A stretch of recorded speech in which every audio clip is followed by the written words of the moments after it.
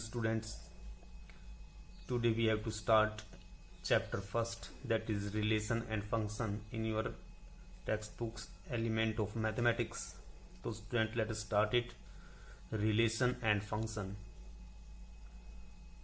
Relation and function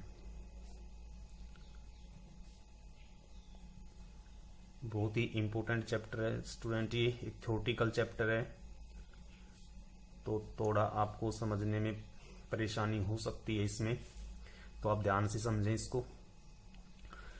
तो relation and function chapter start करने से पहले स्टूडेंट हम इसमें कुछ टॉपिक हैं जो हम क्लियर कर लेते हैं। तो सबसे पहले हम इसमें पढ़ते हैं कि ऑर्डर्ड पेयर क्या होते हैं। What is ordered pair? Ordered pair ये कुछ टर्म है स्टूडेंट जिनको आप एक बार रिवाइज कर लें, वैसे आप इसको 11th क्लास में पढ़ चुके हैं। ऑर्डर्ड पेयर क्या होते हैं स्टूडेंट कि if A and B are two non empty set, non empty set, then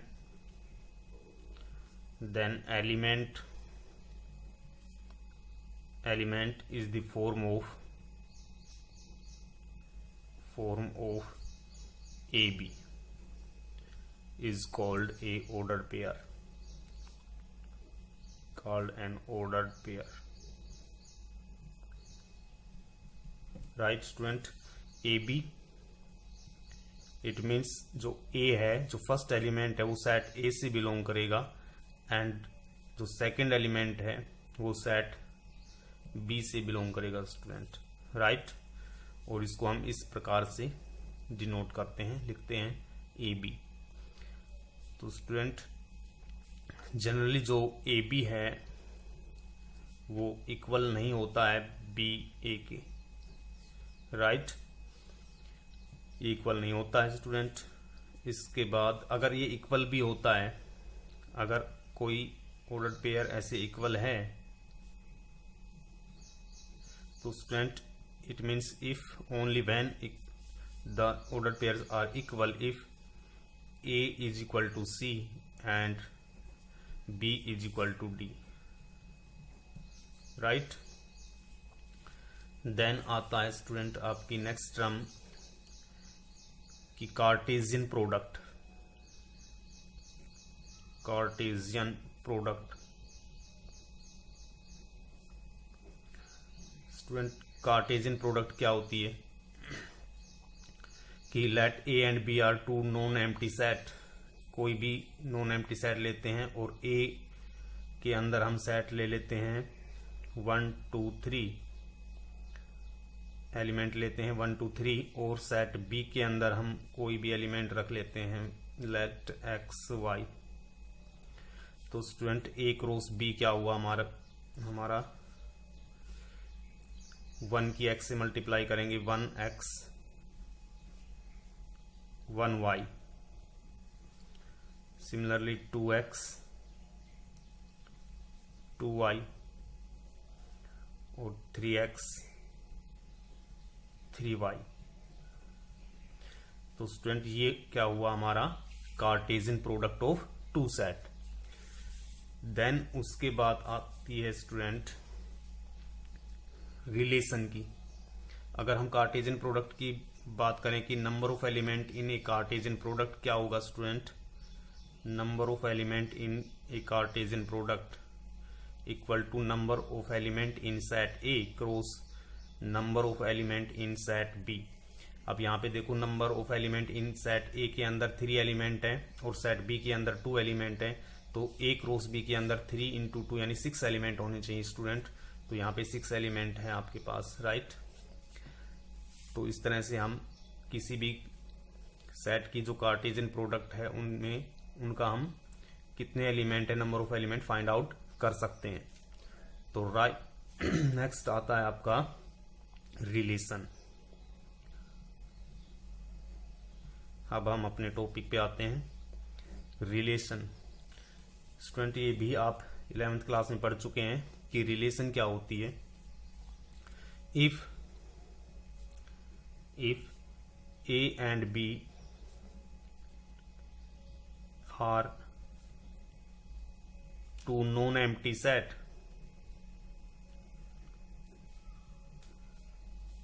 right, A और बी दो नॉन एम्प्टी सेट है हमारे पास, then any set, any subset बोलो, any subset of A cross B is called a relation, is called a relation. Relation means एक attachment होती है student, किसी एक एलिमेंट की दूसरे एलिमेंट के साथ जो अटैचमेंट होती है उसी को हम रिलेशन बोलते हैं। और मैथमेटिकल टर्म के अंदर क्या होगा कि ए और बी अगर दो नॉन एम्प्टी सेट है, then any subset of A cross B. Student यहाँ पे देखो, अगर हम अब वो एग्जाम्पल की बात करें कि ए के अंदर 1 2 3 है और बी के अंदर एक्स वाई है, तो इनकी जो कार्टेशियन प्रोडक्ट थी हमारी वो क्या आई, ये निकल के आई। अगर हम इसकी रिलेशन की बात करें तो रिलेशन में कोई भी एलिमेंट होगा जो हम इस तरह से लिखेंगे 1x 2x और 3y लिख दिया यहाँ पे। अब देखो ये जो स्टूडेंट हमारी जो रिलेशन है हमारी वो एक सबसेट है स्टूडेंट। किसका सबसेट है? ए क्रॉस बी का। अब ध्यान से देखें कि जो रिलेशन है हमारी ये, इसके सभी एलिमेंट किसके अंदर हैं, किसके अंदर इंक्लूड हैं? ए क्रॉस बी के अंदर इंक्लूड हैं। Then R is the relation, right. तो एक रिलेशन हुई स्टूडेंट। तो कोई भी रिलेशन है, कोई भी रिलेशन जो होगी वो एक सबसेट होगी किसका? ए क्रॉस बी का, राइट। देन आती है स्टूडेंट इसकी टाइप, कि रिलेशन के अंदर क्या क्या टाइप होती है। तो हम टाइप पढ़ते हैं।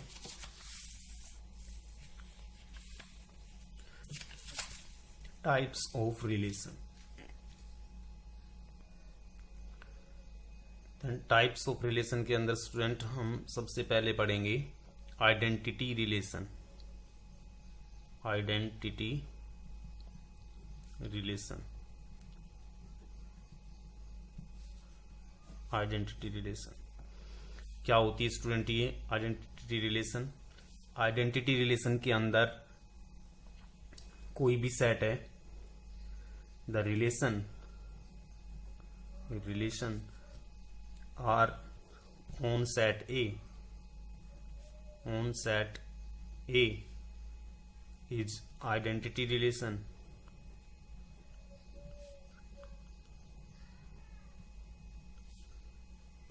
when AA belongs to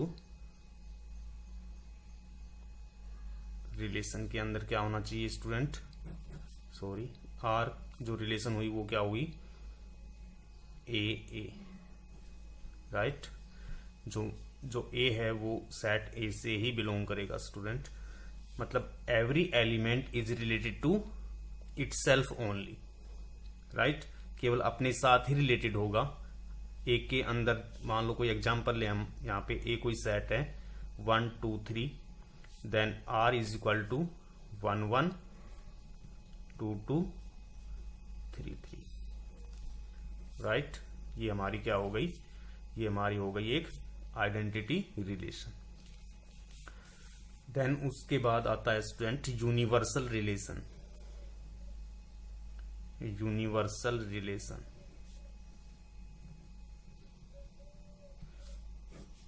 universal relation क्या होती है? यूनिवर्सल रिलेशन के अंदर a relation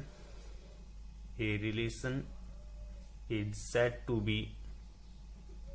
said to be universal relation, universal if every element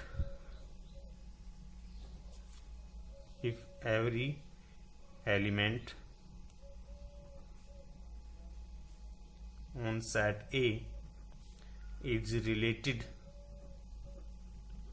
to each element of set A,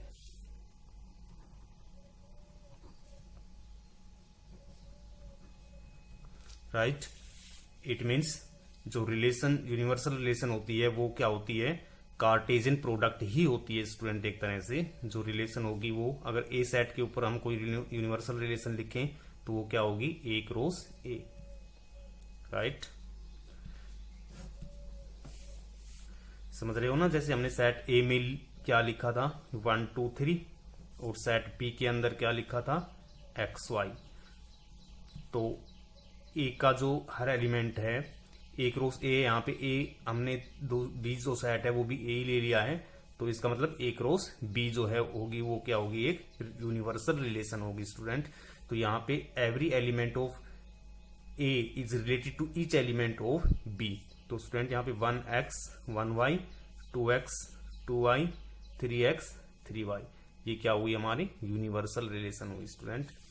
then उसके बाद आती है वॉइड और एम्प्टी रिलेशन। वॉइड और एम्प्टी रिलेशन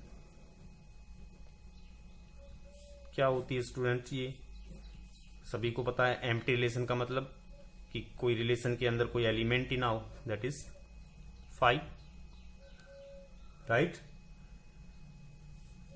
रिलेशन के अंदर कोई भी एलिमेंट ना आए, वो रिलेशन क्या होती है स्टूडेंट, वॉइड रिलेशन और एम्प्टी रिलेशन। इसके बाद और भी टाइप है स्टूडेंट, वो हम नेक्स्ट वीडियो में लेके आते हैं। Thanks for watching the video.